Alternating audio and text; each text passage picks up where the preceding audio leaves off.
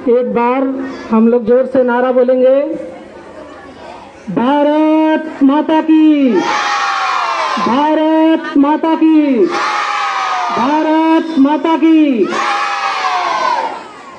आज 15 अगस्त के शुभ अवसर पर हम अपने समस्त स्टाफ को बहुत बहुत बधाई देते हैं और साथ ही अपने समस्त स्टाफ की तरफ से आज प्रांगण में उपस्थित सभी लोगों का हार्दिक स्वागत, अभिनंदन और वंदन करते हैं। आज जैसा कि सबको पता है कि 15 अगस्त 1947 को हमारा देश आजाद हुआ, लेकिन प्रश्न ये उठता है, इसके पहले हमारे छोटे भाई के समान श्री इंदुधर मिश्रा जी, श्री जितेंद्र कुमार शर्मा जी और पाठक जी ने स्वतंत्रता दिवस के अवसर पर बहुत सारी बातें आप लोगों को बताई। मैं ये कहना चाहूँगा कि आखिर देश हमारा गुलाम क्यों हुआ, क्या कारण था ऐसा? क्या हम उन कमियों को सुधार कर पाए कि बस जैसे देश गुलाम हुआ और उसी रास्ते पे आज भी हम चल रहे हैं? शायद यही सत्य है कि आज भी हम उसी रास्ते पे चल रहे हैं। आप गौर करिए, इतिहास को पढ़िए, इतिहास देखिए तो आपको पता चलेगा कि हमारे देश की गुलामी का मुख्य कारण जो था वो जातिवादिता थी, ऊंच नीच की भावना थी, अमीरी गरीबी की खाई थी। शायद इन चीजों से आज भी हम लोग निकल नहीं पाए हैं। आज आप देख रहे होंगे देश दुनिया की स्थिति क्या है। अमेरिका जैसा देश, आपको पता होगा कि वो हर देश को परेशान करता है। आपने कभी सोचा कि आखिर क्यों ऐसा है? आखिर अमेरिका में क्या ऐसी बात है कि जो हमें परेशान करने की हिम्मत करता है? शायद सत्य है कि उसके पास तकनीकी है, योग्यताएं हैं, अनुभव है, और हम अपने देश को उस देश से तुलना करें तो शायद कम है। और इसका रीजन क्या है, कारण क्या है? मुख्यतः आज हमारा जो देश है,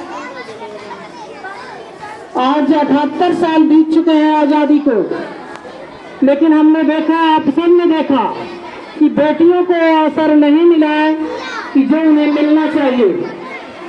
पिछले 10-15 सालों से आप देख रहे होंगे कि बेटियों को अवसर दिया गया, उसका परिणाम आप देखे होंगे कि अभी ऑपरेशन सिंदूर में फाइटर प्लेन को उड़ाते हुए जब एक महिला ने अपना कर्तव्य दिखाया, अपनी योग्यता साबित की, तो पूरी दुनिया ने भारत की महिलाओं की सराहना की।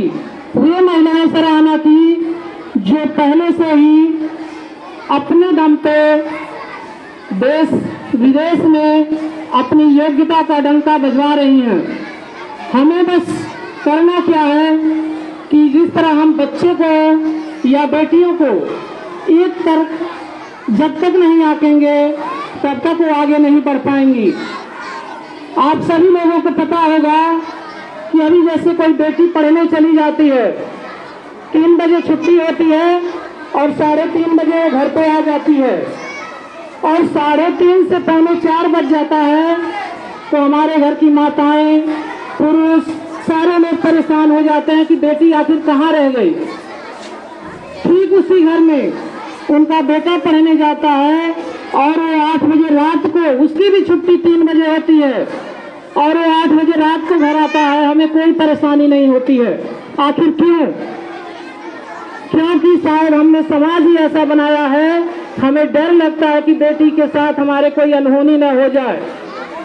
लेकिन आप सोचो कि आज हमारे देश में मुगल शासन तो नहीं है, आज हमारे देश में अंग्रेजों का शासन तो नहीं है, आज तो हम लोग अपने देश में लोकतांत्रिक तरीके से सरकारों को चुन करके और उसके साथ कंधे से कंधा मिला करके देश आगे बढ़ाने का प्रयास कर रहे हैं। तो फिर आखिर ऐसा क्यों है कि हम बेटी के बाहर होने पे डरते हैं और अपने बेटे के बाहर होने पे हमें कोई चिंता नहीं होती है? कहीं न कहीं ये हमारी गहरी राजनीति है या गहरी सोच कह सकते हैं आप है। जब तक हम इस सोच को नहीं बदलेंगे तब तक शायद हमारा समाज इन बेटियों को स्वतंत्र रूप से आजाद होने के आजादी के पर्याय को नहीं समझने देगा। अभी आप देखे होंगे रक्षाबंधन का त्योहार था, ऐसा लग रहा था कि जैसे रोड पे पूरा देश निकल गया हो। बड़ी अच्छी बात है, देख करके बड़ी खुशी भी हुई। लेकिन आज 15 अगस्त वो तारीख है, वो दिन है कि जिस दिन हम बरसों की गुलामी से आजाद हुए, लेकिन आम जनमानस में कहीं भी इसकी खुशियां दिखाई नहीं देती हैं। वो अपने काम में व्यस्त है, उसे पता ही नहीं चलता कि आज आजादी का दिन है। एक दिन अपना सारा कार्य छोड़ करके आपके गांव में कंपोजिट विद्यालय लंगड़ावर में 15 अगस्त के शुभ अवसर पर आप ही के बच्चों द्वारा कार्यक्रम प्रस्तुत किया जा रहा है या उत्सव मनाया जा रहा है, तो हम अपने अमूल्य समय में से कम 1 घंटा 2 घंटा विद्यालय पे आकर के समय दें तो हमें भी अच्छा लगता और आपके जो बच्चे हैं वे और आनंदित होते कि उनके माता पिता उनके समक्ष प्रस्तुत हैं। दूसरी बात, अभी अक्सर आप कहते हैं या देखते होंगे कि जहाँ तक अमेरिका की बात है, आखिर क्यों वो हमसे या पूरी दुनिया को डरवाता है?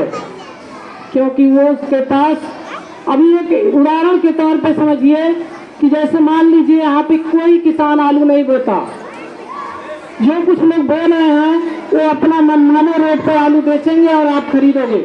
कोई अरहर नहीं बोता, आखिर अरहर की दाल आप खाते हैं तो जो बोएगा वो मनमाना रेट पे बेचेगा। ठीक यही चीज है, अमेरिका हुआ, चीन हुआ, जापान हुआ, इनके यहाँ उत्पादन हो रहा है ज्यादा, लोगों को काम दिया जा रहा है, वो काम कर रहे हैं और उसी रीजन से उसी कारण से हम जो सामान खरीदेंगे वो मनमाने दाम पर बेचेगा और लेने की हमारी मजबूरी होगी।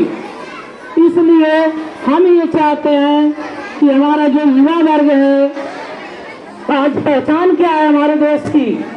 अन्य देशों के लोग कहते हैं कि भारत का जो युवा वर्ग है 20 से 25 साल का बच्चा है। आप देखेंगे कि किसी बागीचे में, कहीं खेत की मेड़ पे, कहीं सड़क पे अकेले खड़ा है। आप अकेले नहीं उसको पाएंगे, उसके साथ उसके बिगड़ने का सामान भी वो लेकर के खड़ा रहता है और दिन रात रील देखने में मस्त है। उसे नहीं पता है कि हमारी जो योग्यता है वो किस लिए है।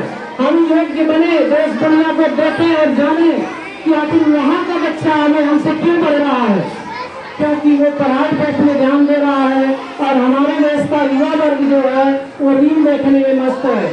आने वाली पीढ़ी शायद बड़े गर्व से कहे कि हमारी माता जो है वो रील डांसर है और हमारे पिता जो है वो कैमरामैन है, क्योंकि ऐसी परिपाटी बन रही है। युवा वर्ग हमारे देश का भटक रहा है। हम अभिभावक उसे सही रास्ते पे लाने का प्रयास करें, नहीं तो परिणाम जो है वो काफी भयानक होगा, जो कि हमारे आपके लिए, देश के हित लिए कतई उचित नहीं होगा। एक बात मैं अंत में कहना चाहूंगा, अभी आपने सुना होगा कि राजस्थान में झालावाड़ में एक विद्यालय था वो गिर गया, बहुत सारे बच्चे दब के मर गए। आज उनके माता पिता काफी दुखी हैं, लेकिन मैं आपको बता दूं उसी गांव का एक किसान व्यक्ति अपना घर विद्यालय चलाने के लिए दे दिया और उसने अपने खेत में 3 सेट डाल करके, उसका परिवार 10 सदस्यों का है, वो वहाँ पे जीवन व्यतीत कर रहा है। उसने कहा कि मेरे घर में रहने से ज्यादा बेहतर है कि स्कूल जब तक बंद नहीं जाता है तब तक ये बच्चे हमारे घर में पढ़ेंगे, उनकी पढ़ाई बाधित न हो और हम पूरे परिवार के साथ 3 सेट में रह लेंगे। एक सोचिए है एक व्यक्ति की, एक किसान की, और दुर्भाग्य से हमें कहना पड़ रहा है कि आज हमारे यहाँ बहुत सी माताएं बहनें और बहुत से हम लोगों के इस स्कूल के पढ़े हुए विद्यार्थी यहाँ उपस्थित हैं कि यहाँ विद्यालय में फूल लगाया जाता है, पौधे लगाए जाते हैं, छुट्टी के बाद कोई आता है उसको तोड़ देता है। यहाँ तक कि मतलब गंदगी भी लोग कर रहे हैं, उन्हें ये पता नहीं है कि विद्यालय है, विद्या का मंदिर है। अरे भाई आप सफाई करने में हमारा सहयोग न करो तो कम से कम विद्यालय को नुकसान तो नहीं पहुंचाओ। आप ही के घर का बच्चा है, आप ही के गांव जवार के बच्चे यहाँ पढ़ रहे हैं और फिर भी आप उसको नुकसान करने का प्रयास करते हो। इस विद्या के मंदिर को तो स्वच्छ रहने दो। इसी के साथ मैं अपनी बात को विराम देता हूँ, लेकिन आपसे अपेक्षा भी करता हूँ कि इन बच्चियों को स्वतंत्र रूप से जीने दीजिए, ताकि ये बच्चियाँ अपनी योग्यता को देश में, दुनिया में और अपने घर परिवार तक साबित करें, ताकि ये लगे कि भारत की बेटी भी किसी भी देश की बेटी से कम नहीं है। और अंत में एक बार भारत माता की, भारत